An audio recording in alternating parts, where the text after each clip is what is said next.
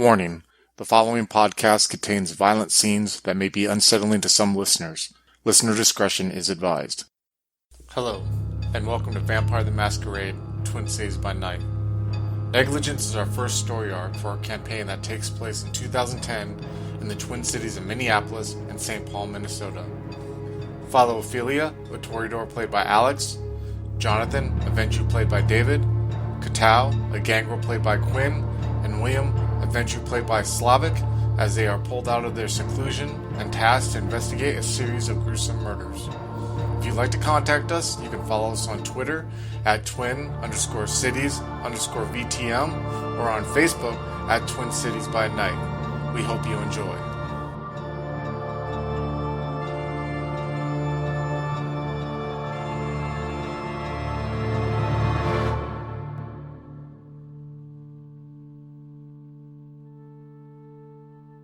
So we left off where you guys are at the gathering at the mansion.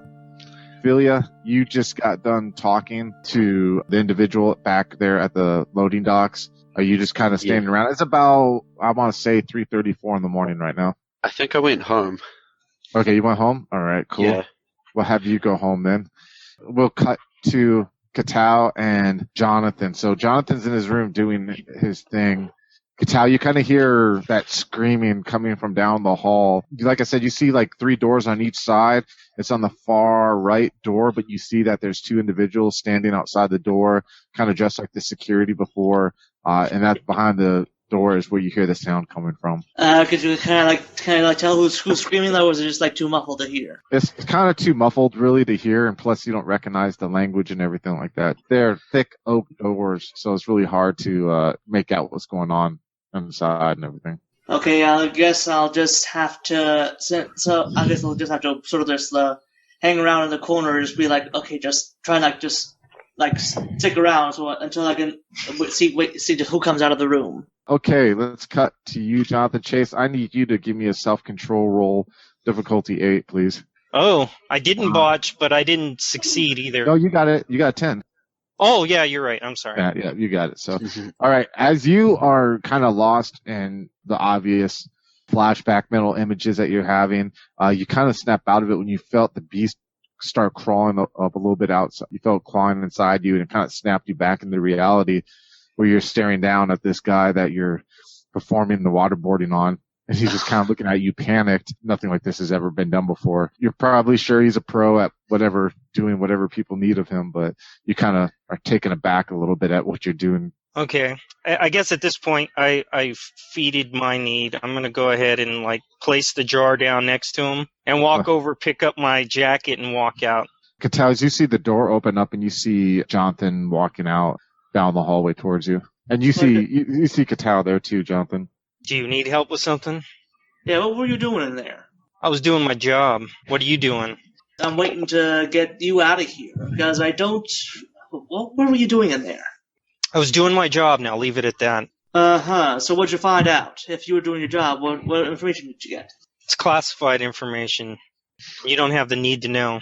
So I just sort of just glare at him and just like. I'm gonna walk away, kind of drop the mic. His sleeves are still rolled up, and he's kind of just carrying his jacket over one of his forearms. Katao, you see one of the guys turn around, one of the guards who are at the door turn around and walk in there, and then I don't know. What do you choose to do from there? I will stick around because I did not like what I heard in there. You see a guy come out in a bathrobe, like the security guy has a guy in a bathrobe. He looks to be of Asian background. And you see them, they walk and they go into the room that's across from that room, and he just kind of helps them there. The guy doesn't look to be harmed, but he looks wet and everything a little bit. Okay, so since I wouldn't know what he was doing in there, and he just, some guy was like, that was odd. So. What about you, Mr. William? I guess I'll rendezvous with Katao and have a ride home. Yeah, you see Katao you see Jonathan Chase walking down these steps, and then you see Katao about 4 minutes later walking down the steps. Katao, you see William walking towards you. I'll wave him over. Just get me out of here, just get me out of here. Yeah, let's go. All right, so you guys are taking off. All right, you're trying to find Max, just so you know, also it's about 4 right now. William, you got about an hour and a half left of nighttime. You know what I mean? So it's getting to be that time. You see Max kind of walking around. You see definitely the party's not even really a get together and winding down, you know. He's standing there. He's directing some people to clean up around the bar area like that. And you see him talking to some female there. I want to get his contact information. I'd like to get your services at a later date. He's like, here, and he hands you a card that has a number on there. He's like, you call this number and they'll get in contact with me, okay? Outstanding. Thank you very much. Yep, no problem. He turns around and goes about his business. So. And then I'll get a cab and head back to my place. All right. So you guys are all going back to your establishments, your havens? Yep. Sure, yep. All right. So wake up, everyone below blood pool point. What are you guys all at right now, willpower and blood pool wise? Will 4, blood 7. All right. 5 blood and 4 willpower. Okay. 5 willpower and blood pool 1, 2, 3, 4, 5, 6, 7. All right. And what about you, William? Yeah, I'm at 5 willpower and 7 blood pool. So you guys all wake up. Everyone already spent a blood pool point. We'll go with Ophelia first. What are you doing, Miss Ophelia? Okay, what time is it? I'd say it's about 6:30. What was the name of the guy I met last night? I don't have a note of it anywhere. Manny? Manny. Yeah. And he's invited me to... Yeah, a gathering. He said that, to explain more what he was talking about, your guys' discussion, there's going to be a gathering where he can bring a guest and everything, and he's willing to, he's willing to take you along if you would like. Okay, have I got his number? Yep, he gave you his number. Yeah. I'll give him a call. Yeah, he answers his phone. Hello? Hi, it's me. We met last night. Hey, how's it going? So I take it you're calling because tonight, what's going to be going on? I thought about deleting your number and not turning up. I've changed my mind. I think I'll come along. What time is it and where am I meeting you? Yeah, it's about 10 o'clock, and he gives you an address, and you can look at the address. You can tell it's in another upper kind of an area with nice homes, similar to the area, not the same area, but similar to the area like where Dunstern was living, that kind of neighborhood and everything. It's in a suburb of Minneapolis, and it's like, yeah, here's the address here. You meet me outside, out in front of the house and everything like that, and I'll take you in with me and everything, and you can see what I'm talking about, okay? What's the dress code? You can wear whatever. It's not like last night, I think I kind of, it's this we're getting together. I'm telling you, you're going to have your mind opened up here, okay? We're not about random debauchery, or anything like that. Yeah. So you come, trust me, there's nothing to worry about. I'll vouch for you. I'll make sure you're okay. And, maybe you'll walk out and you'll understand and you'll find yourself walking down a new path. Mm. I'll meet you at the door at 10. I'll give you a text when I get there. Yeah, I'll be there. Don't worry about it. No hurries. Thanks you take for your time. me. Anything I can do to help, someone had patience with me and helped me, so I want to give that in return. Okay, I'll hang up and send out a group call to the others. All right, your guys' phone ring. I'll go ahead and answer it. Are you other two answering too? Yeah. Oh yeah. Okay. Wait. Hold on one second, Ophelia. I got to go through each individual person for a reason before we do this bridge call. Okay. Sure. Okay. What are you doing, Jonathan? I'm gonna go ahead and call the woman from the previous night. All right. And last night, quite a bit was going on, and I didn't quite remember all the information as to when we were meeting and what we were doing. Well, it's funny that you called because I was gonna, want to meet with you like on Sunday, but you had me thinking, and I'm not gonna lie. At first, I was a little off put by you, but talking to you, I kind of realized that I think you're kind of. I mean, I'm gonna be blunt. I think you got some damage, and I think you're looking for some way to heal. And if you're not doing anything tonight, you can come with me, and I could probably get you on a step that you'd find your soul being restored. To be honest with you. Okay, I'll definitely look for that. Yeah, she's like, here's the address. It starts around 10. You meet me there. But let's not lie to each other. And I can tell that you're trying to put up a facade again, and I saw that last night, but you're in some pain now, aren't you? I worked through some of my issues last night, but I'm definitely looking to shed some of my pain. And we'll help you with that. You got to embrace it, though. That's the thing. Instead of hiding from it and doing whatever you did last night to forget it temporarily, you got to embrace it. You got to utilize it. You got to channel it. I'm That's definitely ready to embrace it. Well, there you go. So shoot me a call when you're close by, and I'll take you in, and we'll get you down the right path. Okay? Okay, this isn't going to be like last night, was it? No, not at all. I think I've kind of made it evident that is just a temporary Band-Aid on a gaping wound. That doesn't do nothing. That's just for people who have no control of who they are or what's inside of them and need to let it out to feel empowered. That's them hiding pain instead of embracing pain. No, don't worry. There's nothing like that. Matter of fact, I was really kind of, well, I'll tell you why I was there last night, maybe tonight, okay? Okay. All right. So, Quinn, you wake up, you look down your hallway and you see your bathroom door has been like demolished on the bottom part of it. And you see like paw prints like in blood up and down your hallway. Make sure all the windows and everything, they're like, well, it would be already shut, but just double check. Just make sure he didn't like drag it outside. No. You just go in there and you see that he kind of added to what was going on in there. And you see him like he kind of has a part of her arm. And he's kind of hovering around it in there. Ah, shit. Looks like your dog's cleaning up your mess for you. And you can notice there's a smell kind of a little bit, you know? Ah, shit. Okay. So, yeah, I'll pick up the stuff around, pick up the stuff the dog hasn't already eaten or, like, not guarding actively. So, like, just see if I can, like, just get as much of it as, like, just cover it with ice as much as I can. And say, like, just gotta get rid of this. I'll let you think about that while I cut to William. You wake up. Okay. I'll probably try to find a way to hurt Dunstern. Okay. Are you trying to do like some kind of financial, like, I don't want to say like something similar to a hostile takeover, but just like kind of do some stock manipulation? Definitely. Let's do wits and finance, difficulty 7, and I'll do perception and finance, difficulty 7. 3 successes. He got 2 successes. Yeah, so he got 2 successes. William got 3 successes. Let's say I will give you your dot and resources back right there, okay? Yes. Now I want you to do manipulation and finance, difficulty 7, and I'm going to have him do a perception and finance, difficulty 7, to see if he can tell that you did it or not. You know what I mean? I'll use some willpower for this. Okay, you use 1 willpower. Okay, so he got 2 successes. What did you get, William? I got 3. All right, so you got your extra dot of resources there, William.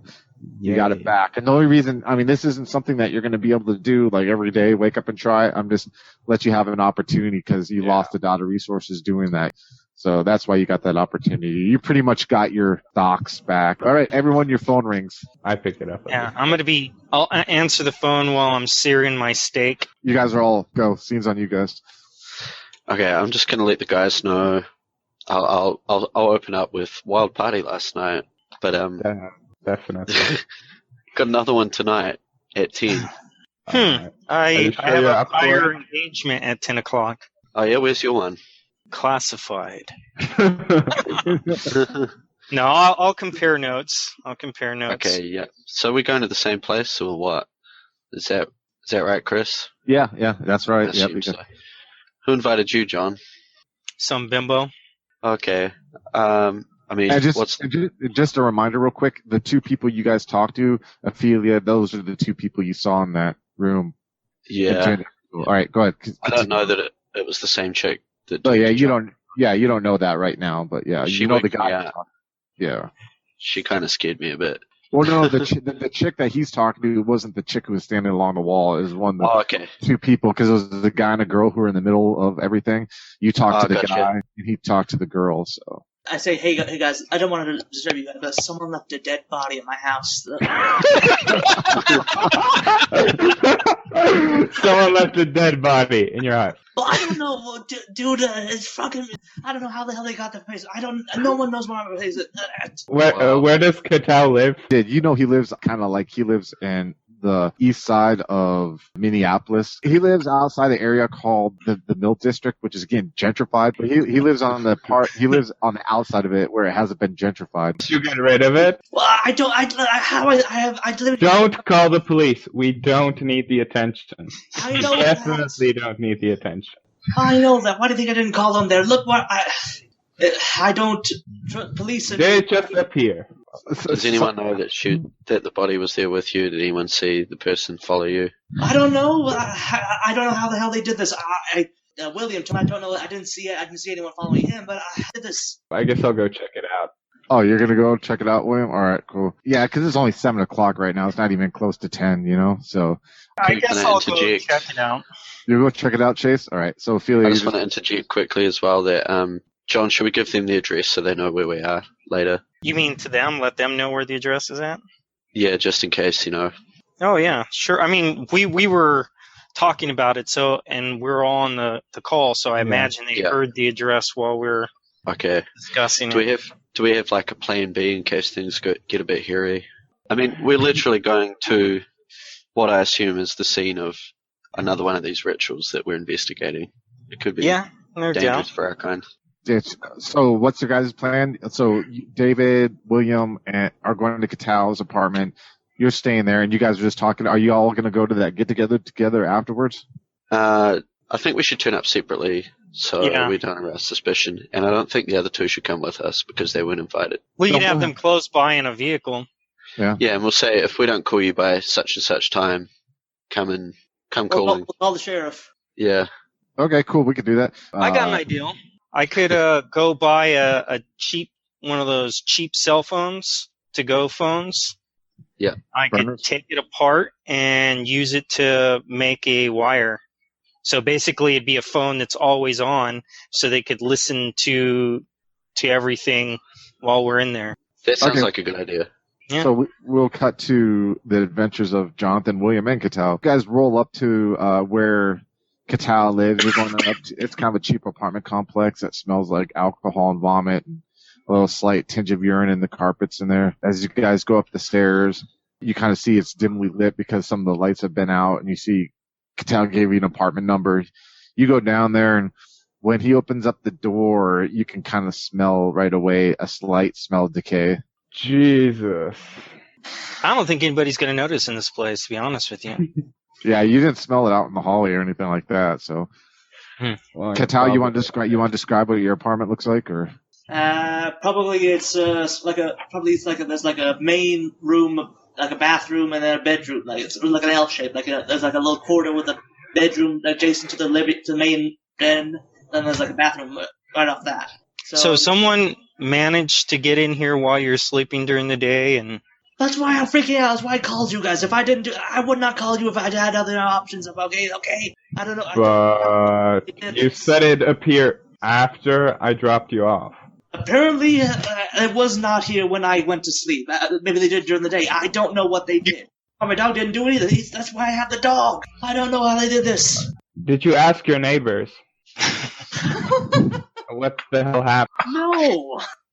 I'm going to go into the bathroom and take a peek at what's going on. All right, go ahead. You look in the bathroom and you see that basically there's kind of blood all over the place, like paw prints. You see there's a body that's been obviously chopped up and mutilated, thrown on some ice, and you see his Irish Mastiff dog sitting there staring at you with like the forearm in hand. Have you been feeding your dog with a dead body? No, What's the condition the door is in? The door looks like the dog pretty much broke through the bottom part to get into where the body was at. And you didn't hear the dog busting through the door. Well, just for the record, when you guys are out as vampires, you're out. You know what I mean? Like, but he could call bullshit on that. That's the true. That's actually one of the true parts of it. Jonathan, do you have access to body bags? I could get it, but it's already chopped up. We can put this in trash bags. Okay, so we'll just dump it in the river? It's probably frozen by the. Would it be frozen by this point? No, it wouldn't be frozen. No, that stuff's not going to freeze because the ice. It would just stay. No, I think he's talking about the river being frozen. Oh, the river? Yeah, yeah, pretty much it is, you know. I mean, we can still make a hole. Not really that much of an issue. We could saran wrap them and then put them in trash bags and then tape them up and put them in his car until we can figure out what we're going to do with it. Wait, whose car? I'm so glad I'm not your there car. right now. Why mine? Because it's your body. I already have the body in my. Hey, your corpse isn't going in my car. You could just dump it in some dumpster, and it's not like anybody would notice here. Yeah, they would. I mean, they might notice, but they'd say, it's shitty neighborhood. Well, there's going to be all kinds of evidence all over this body at this point because the dog's been playing with it. Exactly, yeah. Okay. So we wrap it up, and we'll take care of this later. We'll put it in the in his trunk of his car, and then We get the arm back from the dog without worry. it's your dog. You get the arm back from the dog. You're saran wrapping this body up. You're putting it in the trash bags. Let's I'm do not touching any of this. manipulation and animal kin. What's your manipulation and animal kin? Manipulation at 3 and animal kin at 3, so 6. All right, we'll do difficulty 6 to see if it gives it up. I mean, it is your goal, but he is a dark creature. Oh yeah, so you got it, no problem. I'll say like you guys can spend the next, because we said it was like 7. You guys can spend the next 2 hours getting the material, and Quinn can wrap it up and put it in there, do whatever. You're still gonna have a mess of. You're still gonna have the blood in there that eventually is gonna have to get whatever cleaned up or whatnot. Get some bleach, and mop this crap up. And then a new door too. I'm gonna. This sounds like a whole lot of not my fucking problem. You guys are able to get that done in 2 hours. You said, do you want to do that with the burner phone that you were talking about, Chase, or no? Yeah, just get a cheap phone. I could. It shouldn't be too difficult. Yeah, let's do intelligence and computers difficulty 8. I'm gonna burn a willpower point just to make sure I do it right. Okay, mark it off. 3 successes. I didn't even need that willpower point. I need to start trusting my abilities. I'm gonna be sitting there while they're cleaning up this mess, dismantling this freaking cell phone and turning it into a cheap wire. All right, I'll let you guys as a group discuss now what your plan of action is to iron it all out and everything before we cut to the next scene. So while they're doing that, I want to go to a gun range and practice some shooting. All right, yeah, you can do that. Just because, I'm starting to harden up a bit. Yeah, well, and college girls nowadays actually are learning how to shoot a lot, so it makes sense out of college. Yeah. Just before we leave, I'm going to have my revolver tucked into like a thigh holster under my clothing, just for protection. Yep. Yeah, that sounds good. What's your guys' plan of action then for the scene? I know that I know that Jonathan and Ophelia are going to be going into there, and you two are going to sit in the car and listen to what's going on. I mean, I'm going to suggest Katao use his abilities of animal control to, stake the place out. And he is a stealthy guy too, just set up a perimeter or something. Yeah, good idea. He can stake out the place. I'll call them with the burner cell phone before I'm walking into it so that basically they can listen in to everything that's heard. Well, Katao could use like a Bluetooth earpiece too if he's walking around, you know what I mean, to hear. Yeah. I'll be in the car ready for a getaway. All right, sounds good. Oh man, sounds like we got a scene coming up. Man, all I right. ain't running away. I'm going in here to take care of business. So you guys have the address. You, Jonathan, and Ophelia driving your own cars, or I'm going to cut to Ophelia first. How are you getting there? Taxi. Call a taxi. All right. You take a taxi up there. You're going through again another kind of upper middle class or upper class area. Not quite like mansions like the last scene took place in, but like I said, more like homes like that were in the neighborhood for Roman. Basically, you come upon this house. It's kind of hard to make out all the details, but you can tell it has a brick walls and with vines that are coming up that are covered in ice and snow, white trim at the top. It looks like it's about 6,000 square feet. You see that there's a driveway that's been plowed that comes up, but of course it's gated off. There's a gas lamp that's in the front of the home that kind of lights up some of the snow. And you can see that there's some cars that are parked along outside the gate and some that are like 3 or 4 that are parked in.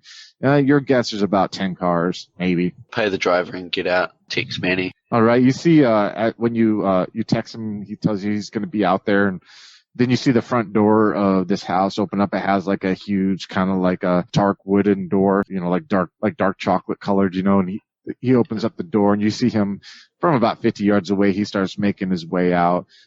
Quick description of, again, he's a Hispanic guy, has kind of like back to the middle of his neck hair that doesn't have any product or anything like that. He's wearing just normal clothes, but he has kind of like a winter parka on because it's kind of cold out.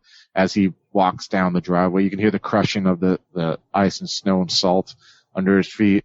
And he hits a button and the gate comes open up and he walks up to you and he's like, "Well, I'm glad you didn't change your mind." That's a good sign, I guess, right? We'll see.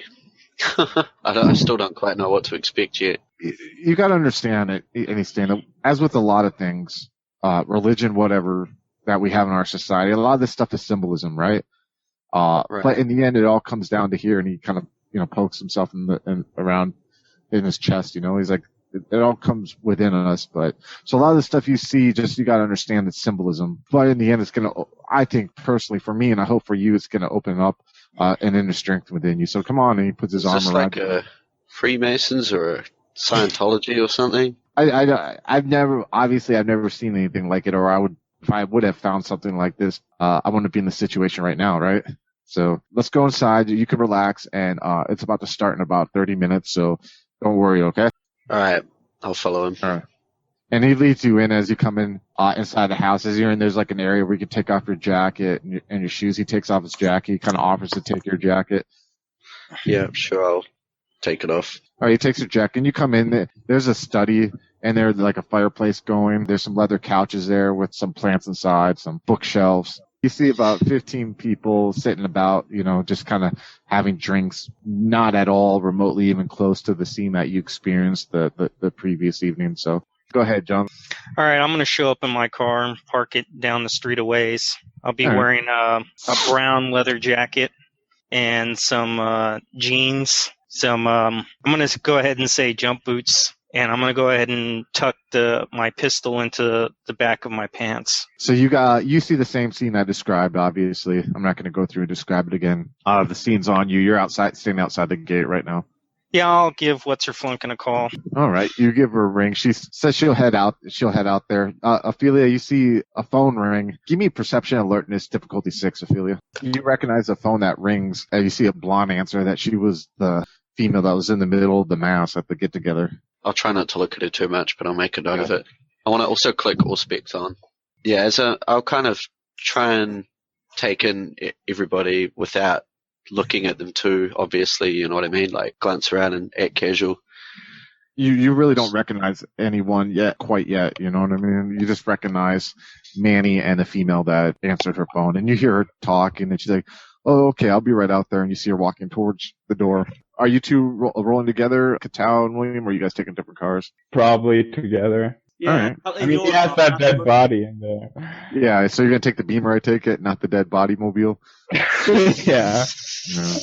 All right. So you guys come rolling up. As you're rolling up the street, you see Jonathan is on the phone in front of the double gates. You can make it off like 300 yards away. You kind of recognize Jonathan's silhouette. I'm going to cut back to him real quick, and then we'll cut back to you. Oh, yeah, and Ophelia, with your auspex on, your heightened senses, you could hear Jonathan's voice on the other end, telling her that he was here and everything. Jonathan, you're standing there. You see her come open the door. She's dressed like, she's not all dolled up to the nines or anything like that. She's wearing like some slacks and a nice blouse and everything like that. And she kind of has the winter coat on, and she's walking down there, hits the button, the gate slides open, and Good evening. Well, hello. I'm kind of glad you made it, to be honest with you. I hope you don't take offense to this, but I kind of look at you like my project right now. See if I can return what was given to me to help me out and you. And she kind of makes a hand gesture, shows you. If you can come follow me inside, and I can introduce you to everyone. Let's do that. All right. So she kind of starts walking up. You see that happening, Katal and William. You see the gate close and him walk upstairs.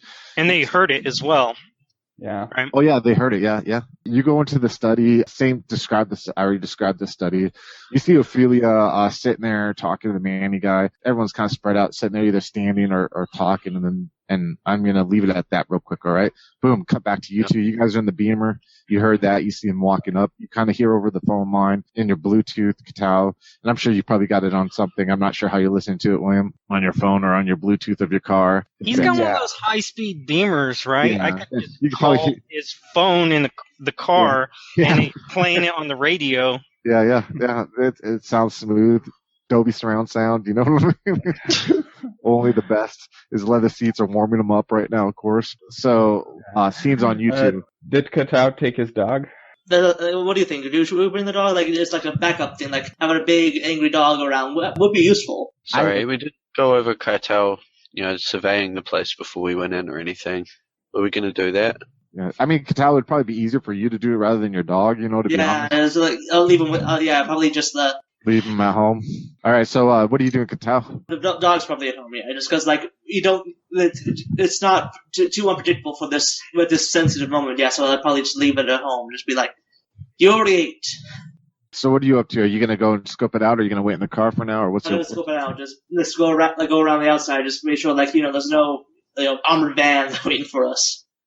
First, give me a dexterity and stealth difficulty 6. So you got 2 successes. So you're walking around the gated area. You're actually being rather stealthy for having to walk in like snowdrift somewhat. You could tell there's like a kind of a path that goes around it a little bit, like a cobblestone path. But there's some trees that you can hide that are sparsely in between the 2 properties. You're going on the left side, so if you're facing the gate, you're kind of coming across the left. And as you're kind of coming across your left, like I said, there's about 50 to 100 yards there between the 2 properties. There's some trees, and you see like a cobblestone path. So you're just kind of like going behind the trees, taking a look, a gander. And you're coming upon the left of the house. And as you're getting towards the back area, you see that there's it has probably about an acre of land, this house. And you're seeing in the back where it looks like they're building up almost like a medium-sized bonfire, It just has a bunch of wood there and everything like that. And you see that there's a stream in this acre. So there's a bonfire. You're looking at it, right? And you see a bonfire to the left. And you see about 20 yards away, there's like this, looks like almost like a man-made, like little, I don't want to, a stream/pond, like it was landscaped like that. You see that there is, and also by the pond, there's like a bunch of tall brambles. You know what a bramble is? Think of like almost like branches, thorns, stuff like that has vegetation. Usually when it dies off, and make itself almost like a wall.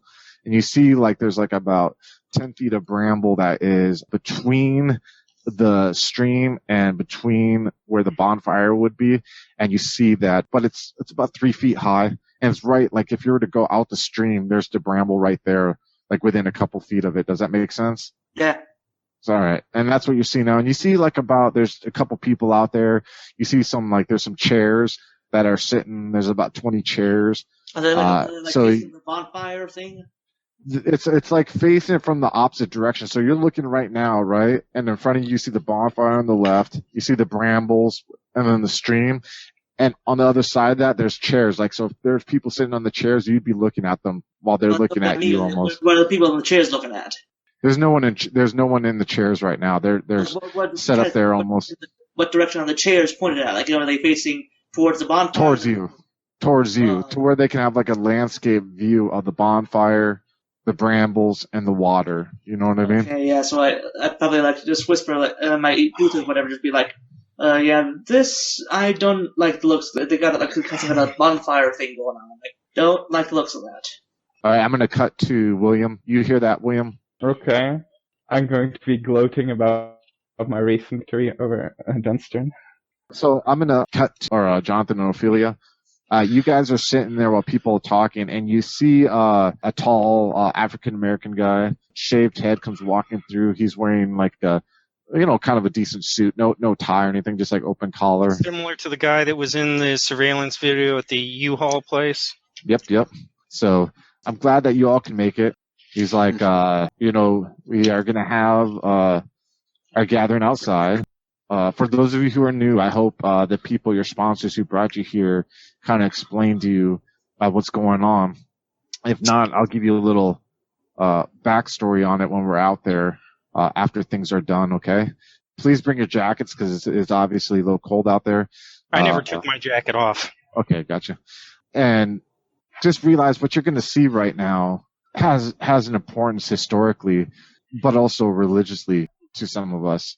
For those of you who may not know, in Judeo history, Eve wasn't the first wife of Adam. Lilith is oftentimes in Kabbalic beliefs was the first and equal of Adam, and how she gained strength through pain and suffering that Eve never got to experience because she's pretty much dominated by Adam.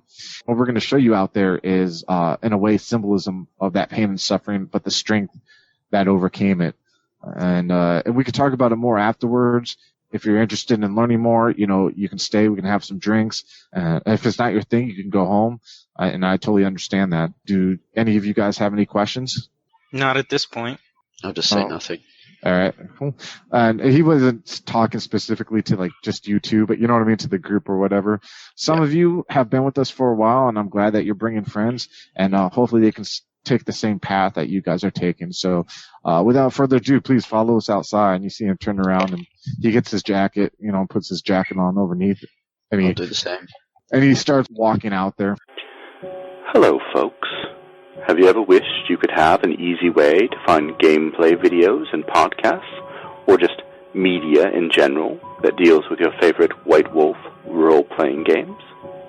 Or have you ever wished you could find a forum to share gameplay that you have recorded, one which wouldn't be drowned out by random posts and discussion, so that your media could get the attention you want?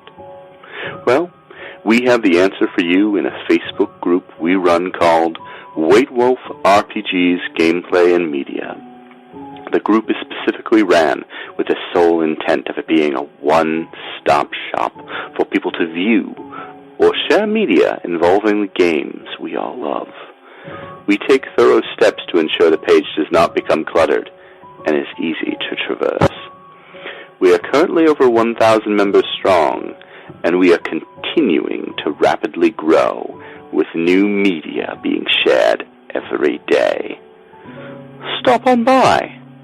We hope to see you there.